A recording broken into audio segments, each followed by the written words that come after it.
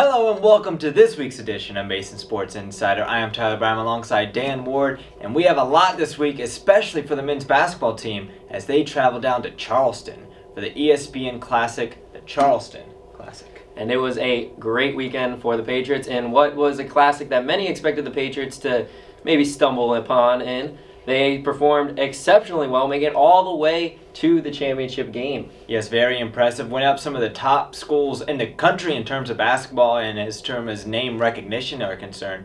So we have a lot for you to watch this week. So let's get you started right away with that championship game from the Charleston Classic, where the underdog Patriots took on the 6th-ranked team in the nation, the Virginia Cavaliers. Both teams came out ready and focused in the first half, with the Cavaliers doing a little better than the Patriots, shooting 60% from the field in the first half. Mason took the early lead 4-3 with Greer opening up the scoring and tied the game at 13 later as they did all they could to stay with Virginia. Thanks to a good job on the offensive boards and the 5 starters working well together, the Patriots battled well with the reigning ACC champions and their exceptional shooting performance and were only down 8 at halftime. The second half, however, was a different story for Mason. Virginia ramped up the defense and pounded the ball down low to Malcolm Brogdon and Anthony Gill, who led the team with 21 and 15 respectively. That, along with continued success from the field and utilizing the foul trouble of Mason, Virginia was able to build a comfortable lead and carry it through the half. Mason's hot shooting in the first half also cooled off in the second, shooting only 33% from the field and 60% from the free throw line. They also went 2 for 10 from 3 after going 4 for 7 in the first half. Cavaliers outscored the Patriots by 9 en route to an 83-66 win to claim the Charleston Classic Championship. All 5 Patriots starters scored in double figures, with Greer leading the way with 16 on 7 of 11 shooting. Thompson, partly plagued with foul trouble, finished with 11 and 8 and was named to the Charleston Classic All-Tournament team after scoring 50 points and pulling down 41 rebounds in the 3 games. To get the right to play in the championship game, Mason had to play Oklahoma State in the semifinals of the tournament. Oklahoma State made it to the NCAA tournament last season and were projected to have an even stronger season this year. In the games, the Cowboys looked to run away with the contest late in the second half, pushing the team to a 48-38 advantage with nearly 6 minutes to go. The Patriots used an incredible 18-3 run, fueled by freshman Jair Greer, who had 23 points in the contest to climb back into the game. After a potential game-winning shot rolled off the rim for Otis Livingston, the teams were headed for overtime. In the extra time, Marko Guanicic would own the period with 2 triples, totaling 13 points in the game. This propelled Mason to the 71-68 victory over the Big 12 school and allowed to play in the previously mentioned game against UVA. And the game that got this run started was the first game of the tournament against last year's NCAA tournament team, Ole Miss. After a tightly contested first half, the play of the Patriots starters kept Ole Miss from ever taking a lead, and the Patriots pulled the upset 68-62. Thompson led the team with a double-double performance, scoring 19 and grabbing 16 rebounds, with Greer, Moore, and Livingston also scoring in double figures. They held the Rebels to only 35% shooting in what was a first win of the season. Earlier in the week, George Mason took on Mercer in their out-of-conference schedule. In this game, Mason was up to as high as 11 points, but with Mercer shooting at 47.6% in the second period, they would pull away and take the victory 69-60. 3 Patriots would finish with double digits, and with Livingston getting 17 points, followed by Greer and Guanicic. In this matchup, the Green and Gold would out-rebound Mercer 38-31 and also record an impressive 15 assists on the night. Mason's next game is Wednesday, November 25th at Manhattan University as the team sits with a 2-3 record. Meanwhile, the rest of the Atlantic 10 is blowing away the competition with 7 schools remaining undefeated, including George Washington, who got a huge win over Virginia at home earlier in the week. George Mason is also the only team that currently holds a losing record. All right, so a lot to talk about and a lot to digest. If you're a fan of George Mason men's basketball, it was a huge weekend that you really got to see the state of the program, if you will, after the Charleston Classic. And I'd say there's a lot to be encouraged about, especially how Mason was able to go in, get 2 wins over 2 teams that were at the NCAA tournament last year, and actually stay in a close matchup against the reigning ACC champions and the Virginia Cavaliers. Exactly. We were hoping that against Virginia, that they would be able to keep up with them, and for at least an entire half, they did just that. Second half got away from them a little bit, but it wasn't necessarily due to their poor play. It was just Virginia showing why they're the number 6 team in the nation. So it was a great job by the Patriots. Kind of has some people scratching their heads as to how they lost to Colgate and Mercer from their play in the tournament, but an excellent job going against Ole Miss, excellent job against Oklahoma State, and a good job against Virginia.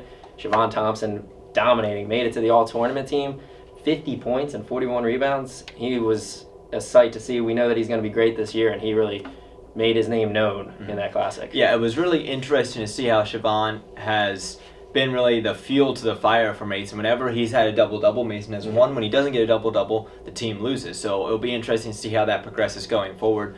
But in the Mercer and Colgate games, Thompson was double-teamed. I mean, Exactly. Smaller teams, they double-team him. He has trouble getting out of the double teams, which he's slowly gotten better with throughout the season. But with the smaller teams, they have to double Siobhan because he's just going to dunk and score on them. And with Ole Miss and Oklahoma State, they kind of thought, well, we also have big guys that are taller than them, guys that we may think are more athletic. So they went one-on-one. It ended up proving costly for them. I think it was in the Oklahoma State game, he had 20 points and at least 10 rebounds. I don't remember the exact statistic. And then in UVA, when they do have the bigs to match Siobhan, they double-teamed him, because that was working against them against the Mercer and Colgate games. Virginia, you have to give credit to their coaching staff. They watched the tape, even though it was just, they may feel like lowly George Mason. They still watched the tape. They found out what worked and what didn't work. And Siobhan, he's been struggling with the double teams. He looked better in the UVA game than he has all season. But props to UVA for studying up on Siobhan and finding out how to reduce his impact. Yeah, without a doubt. Fortunately, though, Siobhan isn't the only one that's making a lot of impact for the Patriots so far. Marko Gujanicic in his last year with the Patriots. Excellent job, a starter this season for Coach Dave Paulson, and doing a great job in that Ole Miss game. He actually led the team with 6 assists. His shot looks better. He looks like he's just playing with a better feel, like he's more confident this season than he was last year. And we talked earlier about it being a credit to Dave Paulson's system and how it's really working for Marko. Yeah, I've been preaching this all year. Ever since Paulson came in, I kind of got to find out what his coaching style was like. I knew Marko was going to have a huge year. Marko is one of the smartest guys on the basketball team as far as basketball IQ is concerned, and even maybe in academics-wise. 3.4 GPA. Yeah, with a major in finance. That's just absolutely ridiculous. But he is a genius basketball player. He knows what to do in the right situations. It's just with Hewitt's style, it didn't really work for Marko. So we kind of got the bad end of Gujanicic, which I feel like shouldn't have happened. It was unfair. It wasn't his fault. It was kind of the coaching that came against it. I mean, he did miss some open shots, but now those shots are going down, and it's forcing him to just be a huge impact because he can just fake the three and then just drive under and get an easy layup. It's incredible to see Marko, and if he can just keep it up, keep with the flow going, he has to have structure, and with Paulson, that's what he's been getting. Yeah, the structure has helped him out, and I think it's really helping out some of these freshmen too, specifically Otis Livingston and Jair Greer. Greer, especially in that tournament, he was amazing. After, I believe, 0 for 10 in the first 2 games from three-point range, he then was something like 14 of 20 or something like that. He shot 70% in the final 2 games, and then last night, I think he was 2 for 4 against Virginia, so he's knocking down shots, and then Livingston just has no fear. He's reckless abandon, but in a good way of getting to the rim, making plays happen, going after steals. These 2 freshmen look like they're the real deal. Yeah, where did Jair Greer come from? I mean, when the season started, we were expecting Otis Livingston to get the start at point guard and then Holloway to get the start at shooting guard. Remember, we saw Patrick Holloway on this team. We got these 2 wins without Patrick Holloway, one of the top scorers on the team.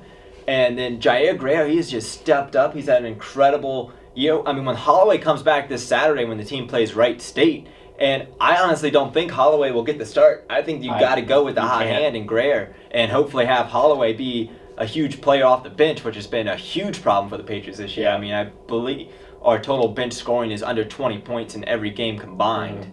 So that's the first problem. But still, Jair Greer, he's been incredible. Otis Livingston, he's playing like his father did back, I believe it was with the Jayhawks back in '88, led him to a national championship.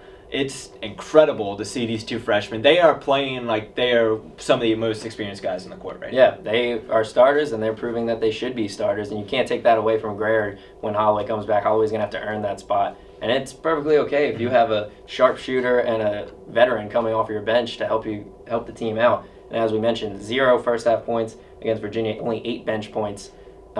in that Virginia game total. So having somebody off the bench who can score, whether it's Gray or Holloway, will certainly help this team. A lot of good things happened in the Charleston Classic for Mason. Although they didn't win the championship, second place, great competition. The experience to face a top 10 team this early in the season is going to prove very helpful, not only for the rest of the season, but for the freshmen specifically in their next 3 or 4 years. Yeah, it allowed the team to step up their game, because when you out of conference schedule, you kind of figure out where you are as a team and what you're doing. With the opportunity to play these top level teams, force the players to play at a higher level, and it's just going to benefit them. I hope they're able to ride this all the way out, the remaining of the out of conference, into the A10 season, so we don't kind of get that mid-season slump that we see right before A10, and it takes a little bit while for everyone to get into it.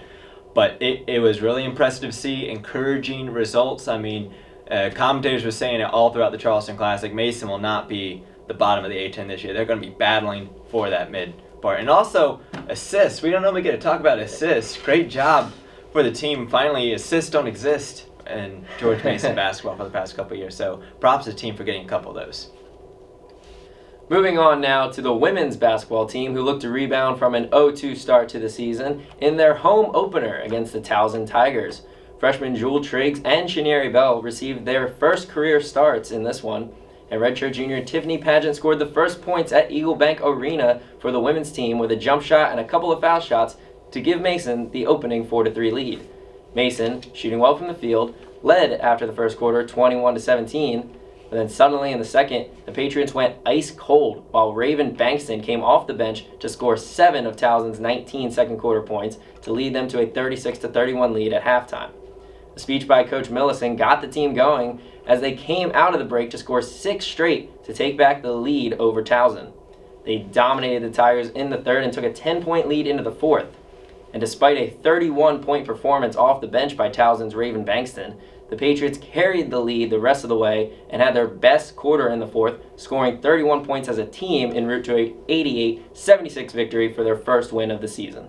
Senior Christy Makube led the way in this one, scoring a career-high 22 points in her final home opener with Mason. After struggling against Virginia Tech, Taylor Brown bounced back nicely to score 17, and Jewel Triggs scored 11 on 4 of 8 shooting in her first career start. Also, sophomore Taylor Dodson reached a milestone in the first quarter of this one, picking up her 100th career rebound. Next up for the team were the Utah Utes to start a huge West Coast road trip for the women's basketball team. The team got off to a strong start against the undefeated Utes by winning each quarters in the first half and being up 34-29. However, the home team would bring down 50 rebounds in the game, propelling Utah to a second half surge. In the final 20 minutes, it was all Utah as the team was outscored Mason 45-28 in the final 2 periods. The Utes were led by Emily Potter, who had a double-double with 25 points and 18 rebounds.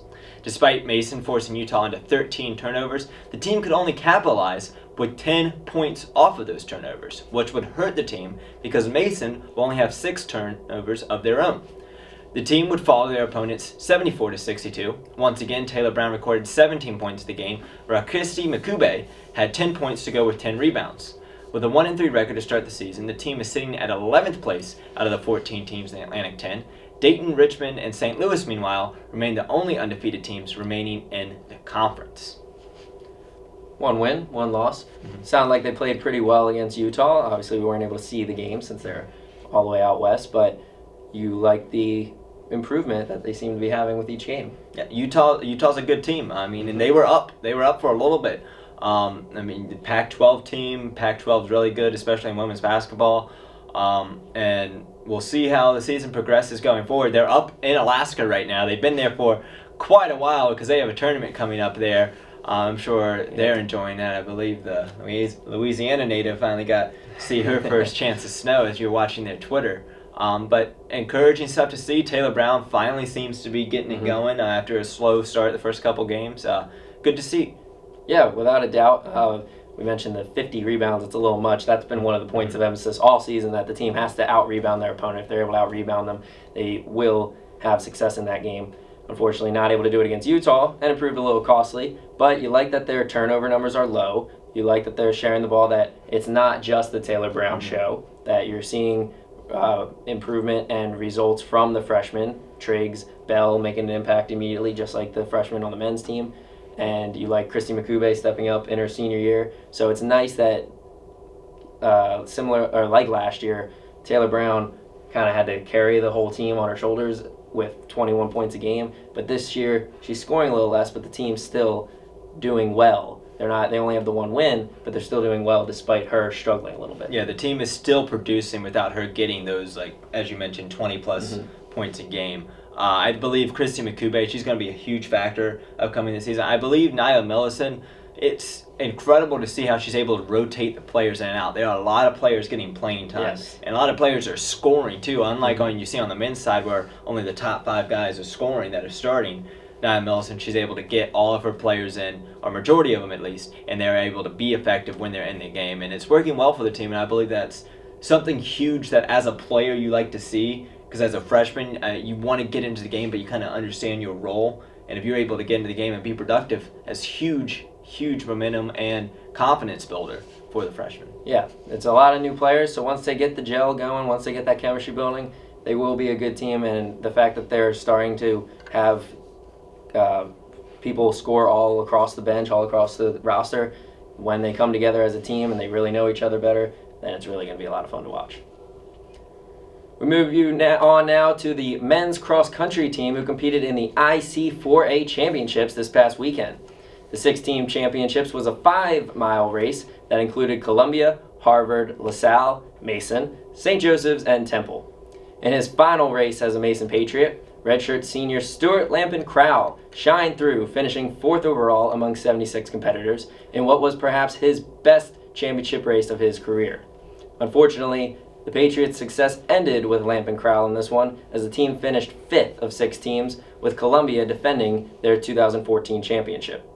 Top runner Stephen Flynn did not participate in this race, which put the Patriots in a hole at the start.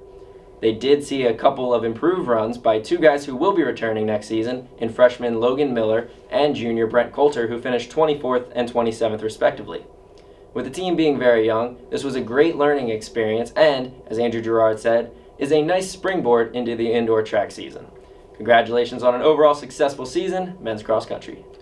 The women's cross country team would also wrap up their season with the ECAC Championships. In this competition, there would be a total of 8 teams competing, including Columbia, James Madison, Iona, St. Joseph's, Rider, Delaware, and Princeton. This would result in a total of 80 individual runners, and the highest Patriot to finish was Sierra Donahue, placing 17th overall. In 25th place, Bailey Kalanic was the next Mason finisher, followed by Jennifer Nakamura in 30th. Freshman Caitlin Kelly would have her best result on the season, placing 51st and bringing home points for the Patriots. The 5th finisher would be Carolyn Connolly in 54th. Combine these results together and Mason would finish 6th out of the 8 schools. This will end the cross-country's collegiate careers of Jennifer Nakamura, Victoria Doss, and Sabian Kyle. But there will be 2 more seasons for all of them as they move on to the indoor and outdoor track and field seasons. So, cross-country teams, they wrap up their season. I believe a little bit of a disappointment for both of them. They both wanted to have strong years, and I believe there were some individuals that had some great runs, some great finishes, but together, collectively, as a team, not everyone could be on the same page when push came to shove. Yeah, we would have liked a little bit of a better result, but as you said, there were some great individual successes, and with a couple of the young players, or young runners in this one, they were able to have some success. Logan Miller, only a freshman, able to do very well in his first IC4A championships. So we like to see the improvement, and we did see improvement throughout the year. A little unfortunate that Stephen Flynn was not able to race in this one, but he will be back, only a junior, so that's a good sign for the men's cross-country team. So as long as they're able to continue building, the women's cross-country team, unfortunately losing a couple of big seniors, we will get to enjoy them for the rest of the year in track, which we are also very good at, so keep an eye out for that, Mason Nation. But it is unfortunate to lose the seniors for the cross-country team, but we'll hopefully see some improvement by the now freshmen and then the incoming freshmen. Yeah, really encouraging to see how the youth performed this season, because it's just going to keep going forward as they head to indoor and then eventually to the outdoor. Remember, defending champions for Mason and the outdoor, so we'll be interested to see how we can improve going forward. This past weekend, the swimming and diving team hosted their annual Patriot Invitational competition that will be spread over 3 days. On the men's side, they will compete against 7 different schools, most of them from the DMV area. Stephen Craig had an outstanding meet, finishing 3rd in the 1650 meter race, 3rd in the 400 meter IM, and 4th in the 200 IM. Evan Owens would claim a 5th place finish in the 100-yard instant medley, while Alec Morin would finish 4th in the 100-yard freestyle race. The team as a whole would claim 3rd in the 400-yard freestyle relay, as the team finished 5th overall in the competition. As is usually the case, the women's swimming and diving team were hosting the Patriot Invitational as well, and they finished similarly to the men's team. The women's team finished in 4th place, but had strong individual efforts from multiple swimmers. Junior Sid Fisher continued her great season by picking up 2 wins over the weekend in the 100-yard individual medley and the 100-yard freestyle. Junior Sarah Brawlier improved on her 200-yard breaststroke time from the prelims and finished 3rd in the event. Sophomore Dorothy Riley also took home a 3rd place finish in the 200-yard butterfly, finishing only 3 seconds behind 1st place. After this home meet, the Patriots will travel across the country to Seattle, Washington for the Winter Nationals competition. The meet will take place beginning on Wednesday, December 2nd, and go through Friday, December 4th. This will be the last meet for Mason in the year of 2015. Yeah, a lot of swimming and diving action this past weekend. Thursday, Friday, Saturday, basically all day long that there was action going on, and not maybe the results Mason wanted to get, but if you look at the individual results, you see improvement and you see results that you like to see going forward. Definitely, and it's from some of the swimmers that are a little bit younger, at least can improve and still help out Mason in the future. So it's good to see the juniors and the sophomores especially come up with good times, and to see individual swimmers improve week by week and event by event, because if it may not all come together in the individual meet, but as long as they're continually improving, it eventually will come together with everybody performing their best at the same time, and when that happens, Mason should be near the top of any event. Yeah, we'll see what it is going forward. Winter Nationals, that's going to be fun to see some Mason swimmers actually being able to compete in that. The season's not by any means close to being over yet, as it will continue on into the spring season. I know swimming and diving, that's a winter sport, doesn't exactly make sense, but that's how it is done. And Mason has always had a good men's and women's swimming and diving team, and they haven't really shown the results in the Atlantic 10 the past couple of years, so maybe this could be the year that they finally push through that wall and get past those barriers to become one of those top squads. Well, that will wrap up this week's edition of Mason Sports Insider. Here's a look at this week's upcoming schedule. Yep, if you look at what we got, as we mentioned, the women's basketball team will be traveling to Alaska as they will be taking on Western Kentucky, starting the action on Tuesday. That'll be a late one. You want to stay up for that one as you're heading home. Maybe catch that one on WGMU Radio. Yeah, a lot of basketball again this week, despite it being Thanksgiving. After the Alaska shootout, the women's team heads down to Las Vegas for the Lady Rebel Roundup, with our first game in that will be against UNLV. So a lot of out west action for the women's basketball team. Yep, also for the men's team, they will kick off their week on Wednesday as they will travel up to New York for a matchup against Manhattan. If you're a Mason Patriot fan, I'm sure you remember that game from last year. Jalen Jenkins' 75-foot buzzer-beating shot from the other team's free throw line. And they will return home on Saturday to play Wright State. Probably be a homecoming affair, as a lot of Mason fans will be sure to tune out and support their team after the result from the Charleston Classic. Without a doubt, 4 o'clock game. Come on out to Eagle Bank Arena for that one. And as you can see, wrestling, getting things going. Couple of tough opponents this week. A match against Rutgers and Pittsburgh. Rutgers, one of the best teams in the country. Good. That's actually kind of good for the Patriots to get that top 10, top 15 competition early in the season to really see where they stand. Yeah, wrestling actually got started this week, but we had so much information for basketball, as I'm sure you all were looking forward to. We'll be sure to get you guys next week when we return after Thanksgiving break. We hope you guys do have a good and happy Thanksgiving, spending it with friends, family, and of course, watching your favorite sports, whether it's college basketball or football. I mean, Mason doesn't have the opportunity to celebrate that, but that's another topic for another day. Thank you for tuning in. As always, we would like to thank our graphic and medium provider, Giant Killer, and check them out at their website, giantkiller.co. I am Tyler Byram, and this is Dan Ward, and we will see you guys next time.